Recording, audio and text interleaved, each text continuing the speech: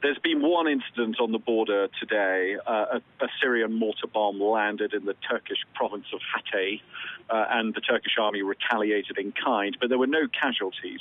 So today wasn't nearly as serious as the incident on Wednesday, when 5 people were killed, including a mother and 3 of her 6 daughters.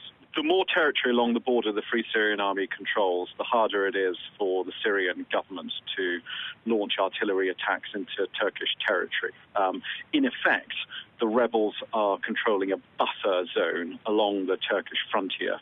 And the more they can push back the Syrian forces, then the less the danger faced by Turkey. That's one of the reasons why Turkey is quietly supporting the rebels. The best indications are that the Turkish government and the Syrian government are both trying to de-escalate the situation. We've seen the Turkish Prime Minister threatening that in the final resort, Turkey would be willing to go to war, but stressing that he hasn't taken that decision yet.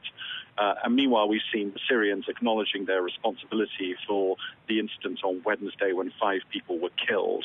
So there have been some conciliatory signals from the two sides.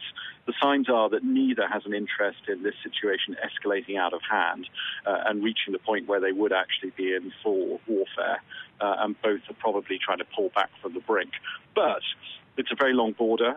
No one is in full control over it. There's an awful lot of fighting, and that means that serious incidents can happen simply by mistake. The bloodshed that happened on Wednesday was pretty awful. Essentially a woman and her 6 daughters who happened to be sitting under an olive tree making supper when a mortar bomb fell out of a clear blue sky and eviscerated them. And I've seen the aftermath of that, and it's pretty shocking. The family of those killed don't want any more violence. They come from a town that's right on the frontier with Syria. The people who live there tend to speak either Turkish or Arabic, more or less interchangeably.